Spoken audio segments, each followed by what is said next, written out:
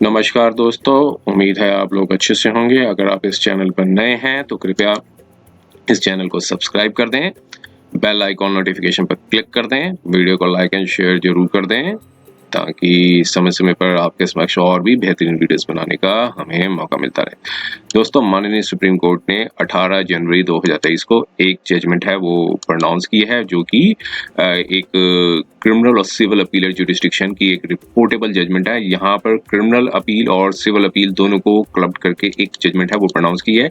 Parties दोनों की same है और क्रिमिनल अपील 1978-2023 ये एक चेक जो डिसऑनर का केस था उससे रिलेटेड है। तो हुआ यूं था इस केस में कि जो अपीलेंट है उन्होंने एक चेक्स जो है प्रेजेंट किए थे 3.5 लाख के दो चेक्स दिए थे। कुछ चिट फंड से रिलेटेड था मैटर और उसके बाद 1995 में दिए थे और उसके बाद 5 साल का सब्सक्रिप्शन लिया था और उसके बाद 1997 में जो है बैंक अकाउंट क्लोज हो गया था जो कि नॉन ऑपरेशनल था। फिर उसके बाद जो है अपीलेंट्स ने जो है वो हाईएस्ट बिडर नहीं थे, सक्सेसफुल बिडर नहीं थे, तो इसलिए अपीलेंट ने रिक्वेस्ट की रिस्पोंडेंट को कि वो अपना जो अमाउंट्स दिया है वो रिलीज कर दें चिट फंड के लिए जो दिया गया था 3.5 लाख का। लेकिन उसके बाद जो कोई एक्शन नहीं लिया। उसके बाद जो रिस्पोंडेंट्स ने को ने एक चेक्स जो है वो प्रेजेंट किए, लेकिन पाया कि अकाउंट्स हैं वो ऑलरेडी अपीलेंट के क्लोज हो गए हैं। फिर उसके बाद नोटिस इशू किए। अपीलेंट ने कहा, डिनाई किया कि ऐसा कोई जो वो लीगली इन्फोर्सेबल नहीं है डेप्ट को देने के लिए। तो फिर उल्टा जो है रिस्पोंडेंट को पेमेंट करनी है चिट फंड के लिए, जो कि विद सब्सिक्वेंट इंटरेस्ट के साथ।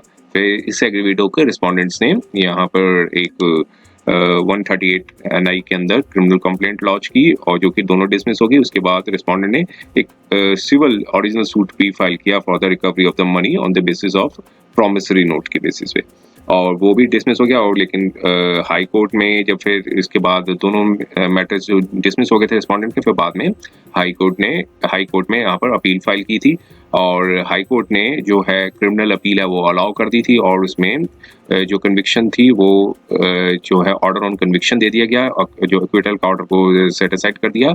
और साथ में जो सिविल जो अपील डाली गई थी उसमें जो है सिविल अपील में जो ओरिजिनल सूट है उसको अलाउड कर दिया सिविल अपील में। तो और फिर अब दोनों ऑर्डर्स के अगेंस्ट में अपीलेंट ने यहाँ पर अपील फाइल की थी माननीय सुप्रीम कोर्ट ने यहाँ पर एक निर्णय दिया है।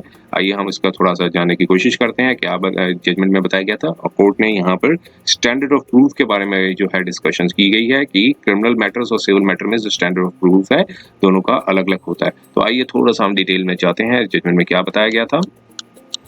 देखिए, अब यहाँ पर फैक्ट्स पे चलते हैं क्योंकि ये क्रिमिनल अपील थी, कॉमन जजमेंट जिसमें कन्विक्शन थी सेंटेंस 28 अक्टूबर 2008 की, और जिसमें मद्रास हाई कोर्ट ने जो अपीलेंट थे कन्विक्शन थी 138 NI के अंदर वो कर दी थी, अपीलेंट को कन्विक्ट कर दिया था। और इसमें जो सेंटेंस है जो 7 लाख रुपए का जो है अमाउंट देने को कहा था दो चेक्स पे इन ईच केस में 7-7 लाख रुपए जो है ईच केस में बताने को बताया था, जिसमें जो अमाउंट थी 3.5 लाख की थी। In each case in respect of 2 cheques sentence to a fine जो है 7 लाख का था in each case in respect of 2 cheques जिसका अमाउंट था 3.5 लाख का। और इसके बाद सिविल अपील्स में भी जो सिविल अपील भी फाइल की गई है उसमें जो है जजमेंट को चैलेंज किया गया है 8 अगस्त 2011 की और 3 फरवरी 2012 की, ये भी मद्रास हाईकोर्ट ने दी है। और इसमें ओरिजिनल सूट जो फाइल किया गया था जो कि प्लेंटिफ रिस्पोंडेंट थे उसको डिक्री दे दिया गया था यहाँ पे। तो 2 अपील्स हैं, एक तो क्रिमिनल अपील थी जिसमें जो है अपीलेंट को कन्विक्शन कर दिया गया था जो फाइन 7 लाख का था ईच ऑफ जो चेक्स थे, और दूसरा था जो रिस्पोंडेंट ने एक सिविल जो ओरिजिनल सूट फाइल किया था जो कि ट्रायल कोर्ट में डिसमिस हो गया था, लेकिन हाई कोर्ट ने डिग्री कर दिया था। तो अब यहाँ पर पार्टीज के बारे में बताते हैं कि क्या था कि अब यहाँ पर बहुत क्रिमिनल अपील्स जो है वो सेम जजमेंट से आई है। तो अब फैक्ट्स के ऊपर चलते हैं और जो सिविल अपील है वो डिफरेंट जजमेंट से अराइज हुई है। तो अब यहाँ पर फैक्ट्स पे चलते हैं सिविल अपील के और उसके क्रिमिनल अपील के। तो यहाँ पर जो प्रेजेंट अपील है उसके जो फैक्चुअल मैट्रिक्स ये बताते हैं कि 1992 में जो अपीलेंट है उनकी जो वाइफ ने एक 5 ईयर्स का चिट फंड है रिस्पोंडेंट के साथ किया था, और इन जो criminal appeal number so and so है और civil appeal so and so है। और रिस्पोंडेंट ने उसके बेसिस पे एक सक्सेसफुल बिडर थे। In order to be a successful bidder, एक सिक्योरिटी जो है बैंक चेक से कहा कि एक सिक्योरिटी डिपॉजिट सबमिट करनी जरूरी है। अपीलेंट ने 2 signed blank cheques, 2 blank cheques दिए जिनका नंबर सो एंड सो था वाइफ के बिहाफ पे, क्योंकि उस वाइफ का कोई बैंक अकाउंट नहीं था। और उसके बाद चेक थे वो अकाउंट थे, जो कंपनी थी इंजीनियरिंग कंपनी थी, MS जो मिस्री जो है इंजीनियरिंग कंपनी थी, जो सोल प्रॉपर्टीशिप जो कंसर्न थी अपीलेंट की, जो कि एक बैंक था जो बैंक लिमिटेड के साथ मेंटेन किया था। और फिर अपीलेंट ने 1995 में और वाइफ ने एक 5 साल का चिट फंड एकॉर्ड किया था विद रिस्पोंडेंट के साथ। और फिर इसके बाद 1997 में जो बैंक अकाउंट है वो क्लोज कर दिया गया था क्योंकि नॉन ऑपरेशनल था। और चिट फंड जो मैच्योर्ड हो गया 1997 में और वाइफ ने एक सक्सेसफुल बिडर कभी नहीं थी, wife of appellate successful bidder कभी नहीं थी। और अपीलेंट और वाइफ ने रिक्वेस्ट की कि रिस्पोंडेंट जो है वो रिलीज कर दें जो अमाउंट था दिया था, लेकिन रिस्पोंडेंट ने नहीं दिया। फिर इसके बाद रिस्पोंडेंट ने प्रॉमिस किया कि जो डिपॉजिट किया गया है, प्रॉमिस टू कीप जो अमाउंट जो डिपॉजिट किया गया है और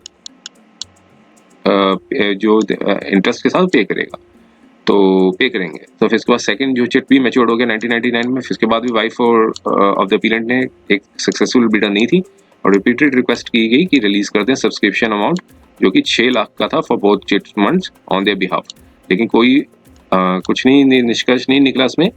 और इसके बाद फिर अपीलेंट और वाइफ ने थ्रेटन किया कि लीगल एक्शन लेंगे। रिस्पोंडेंट ने इमीडिएटली चेक्स को इन कैश के लिए चेक प्रेजेंट किया और कोई इन्फॉर्मेशन नहीं दी, इंटीमेशन नहीं दिया अपीलेंट को।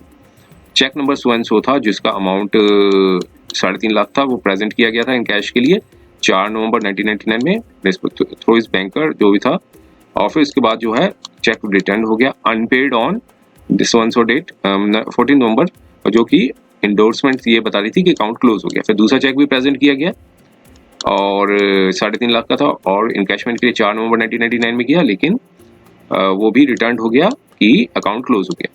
स्टैच्यूटरी नोटिस थे वो इशूड दिए गए और जिसमें अपीलेंट ने कहा कि कोई मतलब डिनाई किया कि कोई लीगल इन्फोर्सेबल डेप्ट नहीं है उनके ऊपर, और फिर कहा कि रिस्पोंडेंट जो है वो पे करें चिट अमाउंट का विद सब्सिक्वेंट इंटरेस्ट के साथ। जो चूंकि अमाउंट पे नहीं किया गया था, फिर इसके बाद रिस्पोंडेंट ने एक क्रिमिनल कंप्लेंट्स जो है वो CC नंबर 138 NI में चेक नंबर 1 में डाली। फिर इसके बाद एक और कंप्लेंट थी वो भी चेक नंबर 1 पे डाली। दोनों कंप्लेंट्स डिसमिस हो गई 10 जुलाई 2011 में 2001 में एक कॉमन जजमेंट के साथ, सेपरेट जजमेंट्स के साथ। और उसके बाद फिर रिस्पोंडेंट ने सिविल ऑरिजिनल सूट भी फाइल किया प्रॉमिसरी नोट के बेसिस पे। और ऑरिजिनल सूट जो था वो बताया गया कि 3 लाख रुपए अपीलेंट ने 3 लाख रुपए बोरो किए थे 20 अक्टूबर 1998 और एक प्रॉमिसरी नोट है वो एग्जीक्यूट किया था सेम डेट में, और उसने और कहा था कि वो पे करेंगे विद 24% पर एनम के हिसाब से। और इसके बाद अपीलेंट ने इशू चेक दिया था 3.5 लाख का डिस्चार्ज ऑफिस लायबिलिटी, और सेम जो प्रेजेंट किया गया वो इनकैशमेंट के लिए, लेकिन डिसऑनर्ड हो गया। उसके लिए NI कंप्लेंट डाली जो कि डिसमिस हो गई और हाई कोर्ट में अपील पेंडिंग पड़ी है। ओरिजिनल सूट जो दूसरा था उसमें भी यही बताया और कहा कि उन्होंने एग्जीक्यूट किया था प्रॉमिसरी नोट और पे करने के लिए बोला था 24%, लेकिन जब प्रेजेंट किया गया वो अकाउंट जो है वो वापस आ गया, चेक डिसऑनर्ड हो गया। और उसके बाद अपील डाली है NI के अंदर, वो कंप्लेंट डाली थी वो डिसमिस हो गई थी, अपील डाली है वो हाई कोर्ट में। तो फिर उसके बाद ओरिजिनल सूट सो एंड सो थे वो भी डिसमिस हो गए और उसके बाद अपील प्रेजेंट की गई हाई कोर्ट में।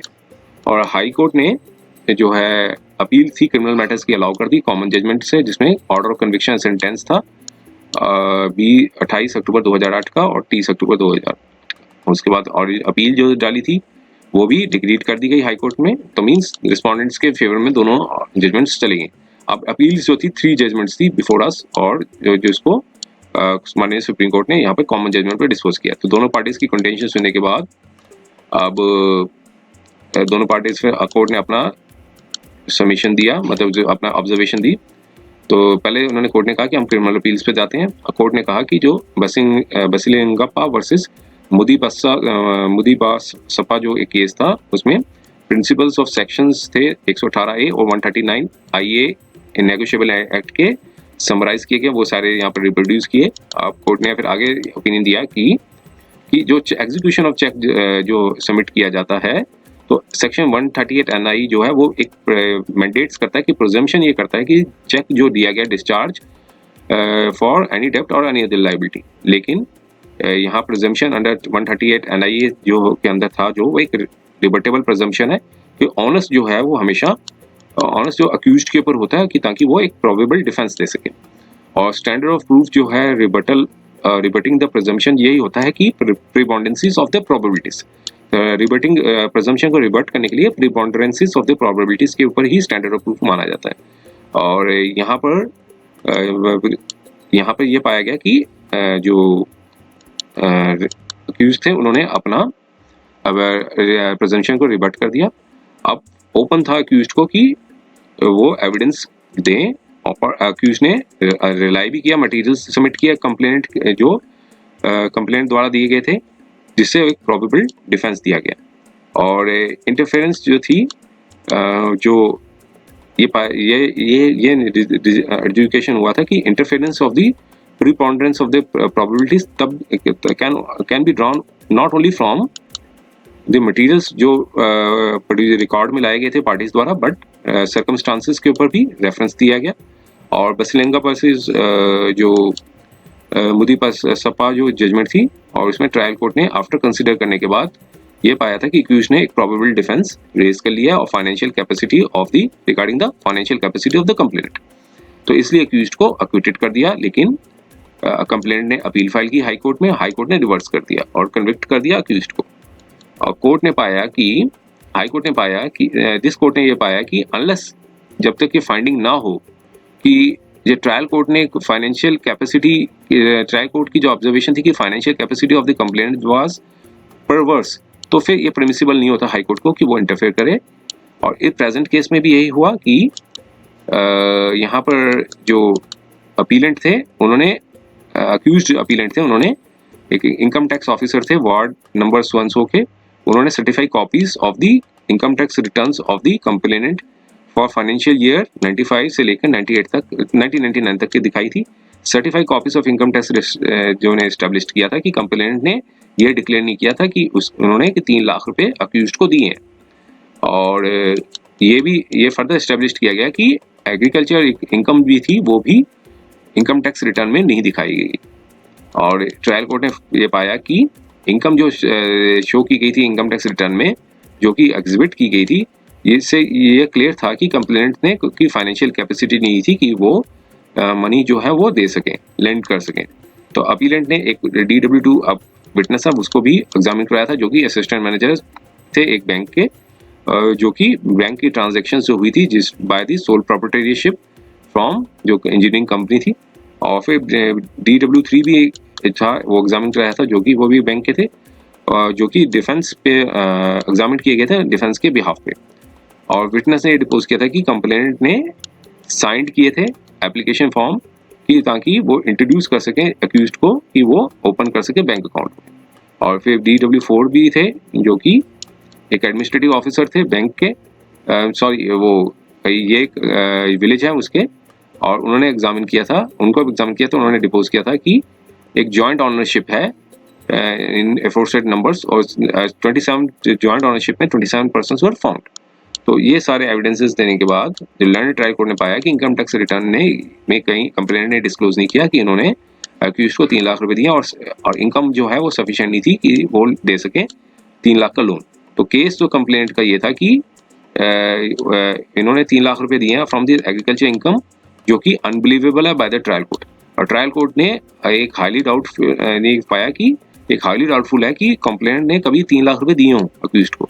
और ट्रायल कोर्ट ने ये पाया, आल्सो फाउंड कि complainant had fails to produce the promissory note, जो उन्होंने कहा था कि एग्जीक्यूट किया था 25 अक्टूबर 1998 में। सारे कंसिडरेशन देने के बाद डिफेंस विटनेसेस को और अटेंडिंग सर्कमस्टांसेस के बाद ट्रायल कोर्ट ने पाया कि डिफेंस जो है पॉसिबल डिफेंस है, वो डिफेंस ने पॉसिबल डिफेंस दिया है और अक्यूज्ड को बेनिफिट ऑफ डाउट दिया जाता है। स्टैंडर्ड ऑफ प्रूफ जो होता है rebutting the presumption is that of preponderances of the probabilities. तो ये प्रिंसिपल को अप्लाई करते हुए ट्रायल कोर्ट ने जो है वो बरी कर दिया था, मतलब अक्यूज्ड को, जो कि उन्होंने रिबर्ट कर दिया था प्रिजम्पशन को कि जो कि एविडेंस प्रोड्यूस किए थे डिफेंस विटनेसेस अटेंडिंग सर्कमस्टांसेस में।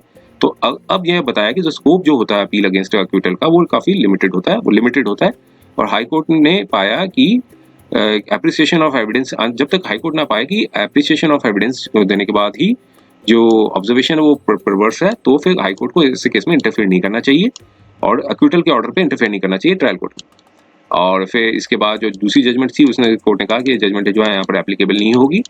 और इसके बाद फिर सिविल अपील के ऊपर यहाँ पर बताया कि यहाँ पर जो ये अपीलेंट ने यहाँ सेटिस्फाइड कर दिया कि प्रीपोनेंसेस, यहाँ पर बताया कि defence raised by the appellate ने सेटिस्फाइड कर दिया कि प्रीपोनेंसेस ऑफ द प्रोबेबिलिटी। तो यहाँ पर ये चीज उन्होंने निकल के आई थी, मतलब नेगोशिएबल इंस्ट्रूमेंट एक्ट में। अब यहाँ पर सिविल अपील के ऊपर देखा, सिविल अपील में कहा है कि दो डिफरेंट जजमेंट और ऑर्डर्स आए थे और जजमेंट्स को रिवर्स कर दिया था और ट्रायल कोर्ट की जो सूट्स थे वो डिसमिस कर दिए थे, लेकिन यहाँ पर हाईकोर्ट ने डिग्री कर दिया था। प्रोपोर्शन ऑफ लॉ जो था, स्टैंडर्ड प्रूफ जो क्रिमिनल प्रोसीडिंग्स का वो डिफर होता है सिविल प्रोसीडिंग्स से। और डिफरेंस ये है कि डिस्टिंग्विशिंग फैक्ट ये है कि क्रिमिनल प्रोसीडिंग्स और सिविल प्रोसीडिंग्स में कि क्रिमिनल प्रोसीडिंग्स थी कंप्लेनेंट ने fail to produce the promissory note, और सिविल प्रोसीडिंग्स में complainant has prove the promissory note. तो यहाँ पे हाई कोर्ट ने पाया कि सिविल अपील जो है वो required to be decided on the basis of the preponderances of the probabilities. और हाई कोर्ट ने पाया कि कंप्लेनेंट ने एस्टेब्लिश कर लिया कि यहाँ पर वो काम कर रहे हैं एज ए LIC एजेंट और his father was owning extensive agriculture properties, so he was deriving agriculture income. तो हाई कोर्ट जो एविडेंसेस के बेसिस पे प्लेस्ड ऑन रिकॉर्ड में रिलाई किया कि प्रीपोनेंसेस ऑफ द प्रोबेबिलिटीज जो है वो केम टू कंक्लूजन कि द प्लेंटिफ के पास फाइनेंशियल एबिलिटी है कि वो 3 लाख रुपए दे सकें 20 अक्टूबर 1998 को।